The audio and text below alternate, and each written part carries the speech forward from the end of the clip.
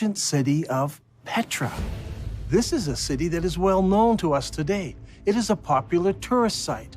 Tourists come from all over the world to marvel at the great temples and the monuments in this city. Could it be that Petra is the mother of all cities described in the Quran? It was the focus of the ancient Arab pilgrimage. So could Petra also be the birthplace of Muhammad and the founding city of Islam? دان غريب، يعني أنت تقول إن البتراء، لكن البخاري يقول لنا هي القدس. فشلون تبي نفكر في هذا الأمر؟ شلون تبينا نقبل هذا الشيء؟ يعني البخاري قال لنا القدس. Every good Muslim tells me that Muslims used to pray towards Jerusalem. They know this because Bukhari tells them this. And I agree, Bukhari says it was Jerusalem. But Bukhari is writing some 200 years after Muhammad, and he's writing more than 100 years after the Qibla change took place. So he's not an eyewitness. He's just collecting what people are remembering. And he actually notes several conflicting ideas that were circulating at the time. While some people were offering morning prayer at Quba, a man came to them and said, "A Quranic order has been revealed to Allah's apostle tonight, that he should face the Kaaba at Mecca. So you too should turn your faces towards it." At that moment, their faces were towards Syria. And on hearing this, they turned towards the Kaaba at Mecca. I believe that originally Muhammad, while living in Medina, prayed north towards Petra, which was in the Roman province of Syria. By the time Bukhari was collecting his stories, people had forgotten Petra, and everyone remembered that their great-grandparents prayed towards Syria. دان القرآن يقول لنا مسجد الحرام في بكة، فيا ترى بكة وين موقعها الحقيقي؟ Those who bring up the argument about Becca raise an interesting point. I agree that in Islamic literature, the name Becca is synonymous with the first holy city of Islam. When Muhammad was a young man, the people decided to rebuild the Kaaba. In the rubble, they found several building blocks with inscriptions written in Syriac, the language of the Nabateans. They found a Jew who could translate it for them. "I am Allah, the Lord of Bika. I created it on the day that I created heaven and earth, and formed the sun and moon, and I surrounded it with 7 pious angels. It will stand whilst its 2 mountains stand, as a blessing to its people with milk and water." The word Becca is an ancient Semitic word which means to weep or lament. If a location was assigned the title Becca, it would mean the place of weeping. The name Becca has never been used of Jerusalem. It appears only once in the Bible in Psalm 84. Here it is used in reference to a valley of weeping. But the Quran also speaks of a valley of weeping, where Hagar was weeping over Ishmael. The Quran places this story in Becca, which is the early name for the place where the Kaaba was built. Surely this location was not Jerusalem, which is built on top of a mountain and not in a valley. I think the answer is quite simple. There were many major earthquakes in Petra, such as the one in 551 AD, only 19 years before Muhammad was born. We are told that during that earthquake, much of Petra was destroyed. Petra could have been called the Valley of Becca because so many people were killed over so many years from all the earthquakes. If Petra is the holy city of Islam, then there should be evidence of Muhammad's tribe, the Quraysh, around Petra.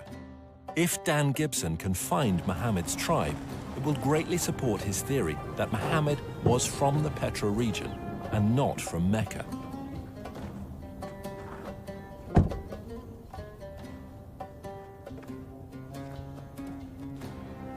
Long ago, this was known as the city of Hawar, or Humayma as it is known today. Archaeologists have uncovered a farmhouse belonging to the Abbasid family and a mosque built sometime later.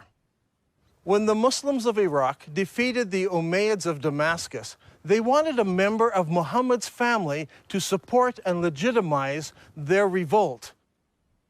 And so they came here to Humayma, 27 miles from Petra. It was here that they found Muhammad's family and the Quraysh tribe. They didn't go to Mecca in Saudi Arabia or Medina. They came here to Humayma, 27 miles outside of Petra. It was here that they found the Quraysh tribe and the family of Muhammad, not in Saudi Arabia. So far, we have discovered that the early mosques of Islam all faced the ancient city of Petra. But does the city of Petra fit the Islamic descriptions of the original holy city of Islam? There is a story told by all of the early biographers of Muhammad. It concerns Abdullah, Muhammad's father. He was working in the field one day, and he came home with dirt on his hands. He went into his first wife and said, "Lie with me," but she refused because he was dirty. So he went out, washed off the soil, went into his next wife, Amina. She conceived, and in this way, Muhammad was born. What is important to us about this story is that all of the early writers use the same word for the dirt on Abdullah's hands. They all use an Arabic word for soil, especially the soil of a cultivated plot or field. The problem is, there is no cultivatable land near Mecca. However, when we come to Petra, we discover that Petra had water, fields, and trees. According to archaeologists, there were private and public gardens, as well as running water brought into the city through aqueducts and clay pipes.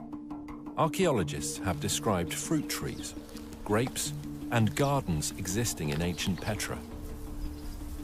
Even today, there are cultivated plots of land between Petra and El Beida, which is 5 kilometers away. By analyzing ancient soil, researchers have discovered that only 100 years ago, the hills around Petra were covered with trees, including oak, juniper, pistachio, and carob. Not only did the holy city have trees and fields, it was also a walled city. Ibn Ishaq says, and they surrounded him by the walls of Mecca. Now this is very puzzling because Mecca had no city walls. Some think perhaps this was a house in Mecca, but Ibn Ishaq specifically says the walls of Mecca. But Mecca was not a walled city. So what about Petra?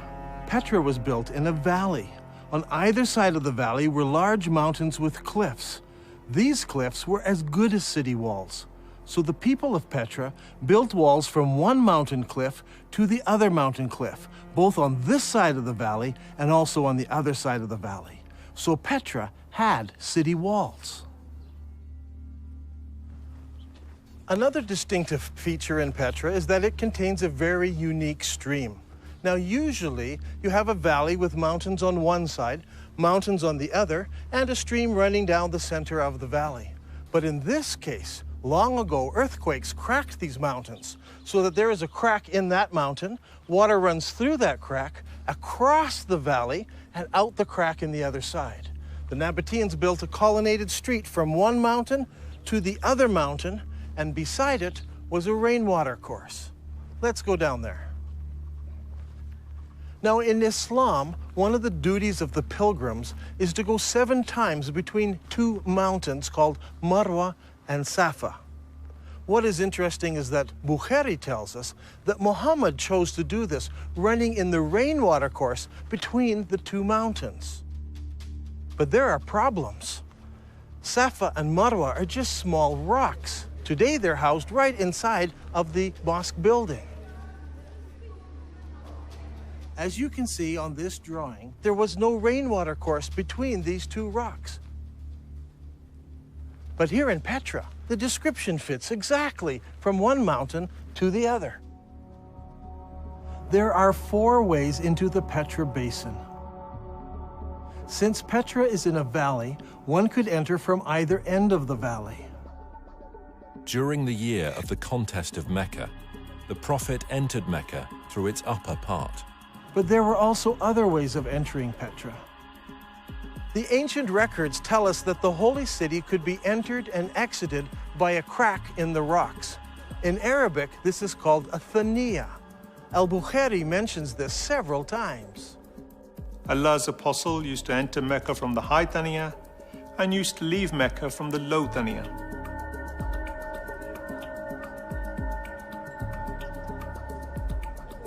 the Prophet went on advancing till he reached the Thaniya through which one would go to them, that is, the people of Quraysh. There are two Thaniya entrances. One of these is the famous Sikh that tourists pass through to enter the city. The other is on the far side of the colonnaded street and leads into a maze of canyons that eventually empty out into Wadi Araba below the Dead Sea. Petra also has many temples. Over here is what is known today as the Temple of the Winged Lions, or the Temple to Al-Uzza. Behind me is what is known as Qasr al-Bint today, or the temple to the god Dushera. This short chain of mountains here was the home to the god, and here in the very heart of the mountains is the temple to this god, El-Dushera. Now, Ibn Hisham relates to us a very interesting story. It's very early in Islamic history. Only a few people have converted to Islam at this time. One of those was a man known as Al-Tufail bin Amr of Mecca. He accepted Islam on one of his journeys, and once he returned home to Mecca, his wife also decided to accept Islam. Al-Tufail then tells his wife to go to the temple of Dushera and cleanse herself there. In the sacred area, there was a trickle of water where she could wash herself. She did this and returned home and learned about Islam. Did this story take place in Mecca, 1,000 kilometers away, where there is no temple to Dushera? Or did it take place here in Petra? If it did, then Dushera's temple is there. She would have come down to this temple, washed herself, and gone home. Is there a temple to Dushera in Mecca, in Saudi Arabia? No. There are no temples, no cracks in the rock, no water stream, no city walls, no grass, no trees, nothing. It's all here in Petra. And for the first 100 years, every mosque in the entire Islamic world pointed here to Masjid al-Haram, the forbidden gathering place, here in Petra. There is no other city in the world that fits this description so perfectly. Now, Al-Haktab had so harassed Zayd that he forced him to withdraw to the upper part of Mecca, and he stopped in the mountain of Hira, facing the town. It's interesting to note that in this account, Mount Hira is located in the upper part of Mecca. If you go to Mecca today, the cave of Hira doesn't face the city. But here in Petra, the high side of the city is north of the colonnaded street, and the low part of the city is south of the colonnaded street. In effect, the city was divided in half by the colonnaded street. If Petra is the holy city of Mecca, then the cave where Muhammad received his first revelation should be located there. The ancient records say that the cave faced the town, and that it was low down since Muhammad tried to climb the mountain to throw himself off. If that's the case, I think I know just the spot, but we'll have to go over there.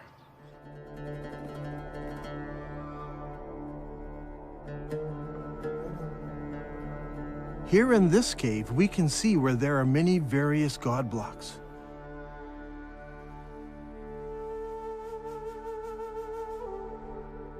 Up there is a large crescent symbol.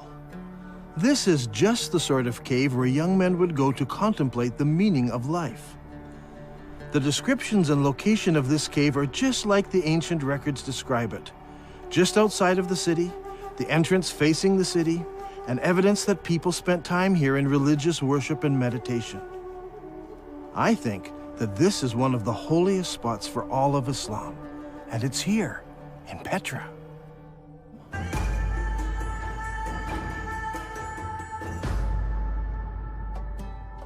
The Quran commands every Muslim to face the forbidden gathering place when they pray.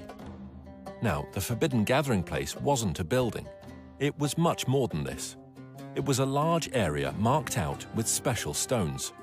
These stones marked the boundary around the sacred area. No killing was allowed inside this area.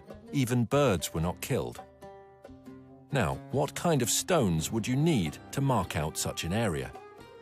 If you had just small round stones, they would be lost among the other stones of the desert.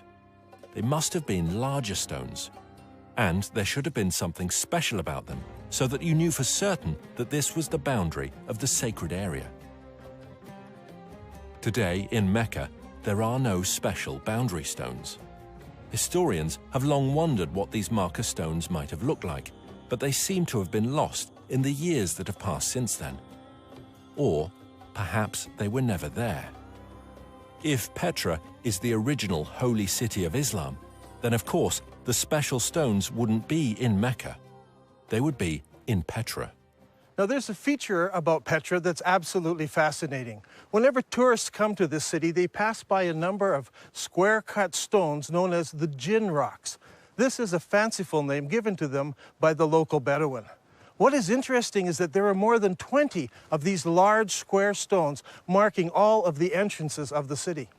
Is it possible that these mark out the forbidden sanctuary? Perhaps that's why they're not located in Mecca. If that is true, then Masjid al-Haram, or the forbidden sanctuary, would have been located here. And if it was located here, then the Kaaba would have been located here as well. But it's not, because a man named Ibn Zubair moved it.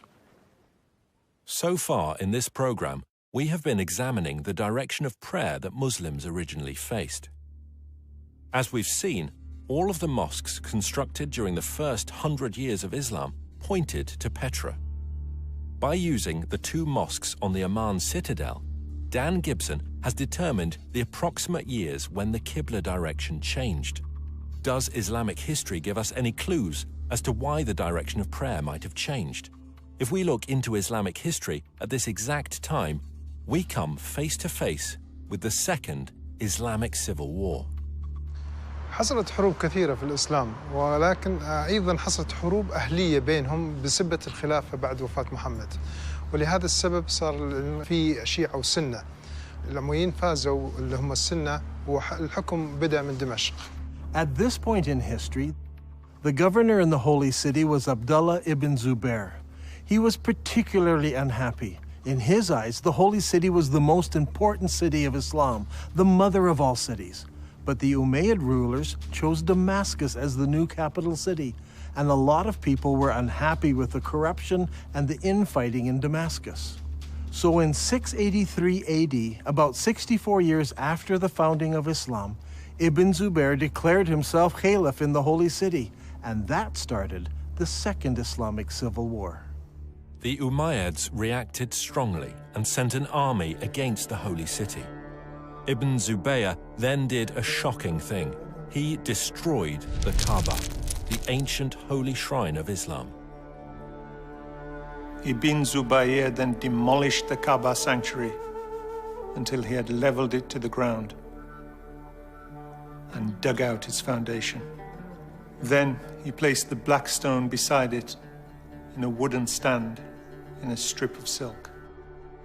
The Umayyads fought against Ibn Zubayr and his companions, but after 40 days, news arrived that the ruling caliph in Damascus had died. Now, the Umayyad generals insisted that the battle wasn't over, but that they must return to Damascus so that a new caliph could be established. The members of the Umayyad royal family had come to the battle as well, and they insisted that they must return to Damascus under the protection of the entire army, so the whole army marches off. The problem we face here is one of timing. The Islamic records are quite clear that when the caliph died, his 13-year-old son ruled in his place. Al-Tabari, Volume 20, tells us specifically that his son survived only 40 days after his father died before he too was killed. During this time, the armies from the Holy City returned to Damascus. Now, a slow-moving army would have taken many days to cover the 1,400-kilometer trek across the desert from Mecca in Saudi Arabia to Damascus in Syria. If the army could move at 20 miles a day, it still would have taken them 43 days. When you add up the time the messenger took to bring the message, the time it took for the army to decide to return and get mobilized, and the 43-day march, there is simply not enough time. Mecca is too far away to be believable. However, if the Holy City was Petra, then the distances would all be drastically reduced. This problem of distances plagues Islamic history again and again. Mecca in Saudi Arabia is simply too far removed to fit many of the stories in early Islamic history. Now, with the lull in the war, Ibn Zubayr had time to rebuild his defenses and prepare for the return of the Umayyad army. Now I want to show you something. Here are some of the volumes of Al-Tabri's History of Islam. Al-Tabri managed to collect a massive amount of material that he writes about what happened during each year of Islamic history. He devotes whole chapters, sometimes 2 chapters, to every year. But then something strange happens. The battle for the Holy City takes place over several years, but year 70 of Islamic history is of great importance. Now notice, Al-Tabri spends 15 pages describing what happens in year 69, and he spends 27 pages describing what happens in year 71. But where is year 70? Look at this. For year 70, Al-Tabri only records a few lines of text. Did he not find any more information for this year? Or did later editors censor this year from Al-Tabri's record? Only a few lines, but what he records gives us a few tantalizing details. It tells us that Musa'ib ibn Zubair, apparently a brother of Abdullah, brings supplies to the Holy City. Were these supplies military equipment? No, it says he brought many horses and camels. I believe that this is the year that the followers of Ibn Zubair moved south from Petra to the deserts of Arabia to find a place where they could hold out against the Umayyad forces. All details of this year have been removed from Al-Tabri's history. But we know that they obtained many horses and camels, which would have no other purpose than to move many of the people out of the city. This lull in the war continued into the next year. So Ibn Zubair took advantage of the break to undertake a religious project. He decided to rebuild the Kaaba. But Al-Tabri does not tell us where the new Kaaba was constructed. Was it in Petra? Or was it in a new, safer location in faraway Mecca? I believe that the new Kaaba was built in Saudi Arabia, and that the black rock was moved there for safekeeping. So even if Ibn Zubair lost the holy city, he still had the rock and a new Kaaba. After a new caliph was established, the Umayyad army returned. This time the army was bigger, and the Umayyads brought large weapons of war with them. Among them, a stone-throwing machine called a manjanik. The war between Ibn Zubayr and Al-Hajjaj took place for 6 months and 17 nights in the hollow of Mecca. Yusuf ibn Mahak said, "I saw the manjanik with which stones were being hurled. The sky was thundering and lightning, and the sound of the thunder and lightning rose above that of the stones, so that it masked it."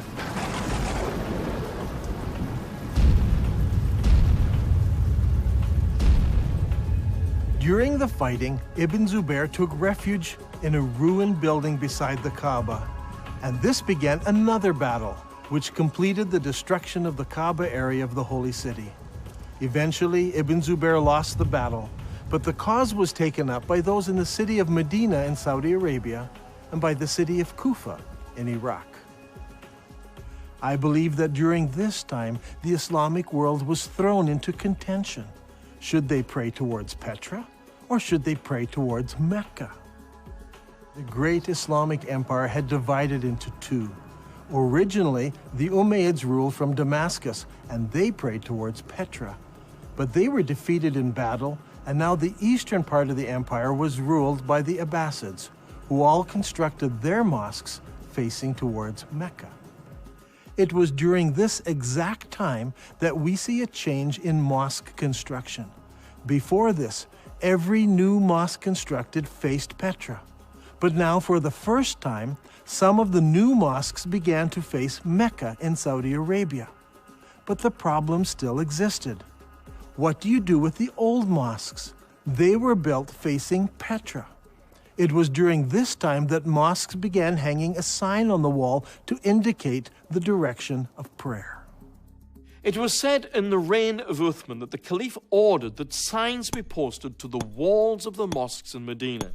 This was so that the pilgrims could easily identify the direction to which they needed to address their prayers. Now this is a very interesting development, because up until this time, mosques were built so the faithful had only to face the Qibla wall and they faced the holy city. Why would you need to introduce a sign unless the direction of prayer had changed?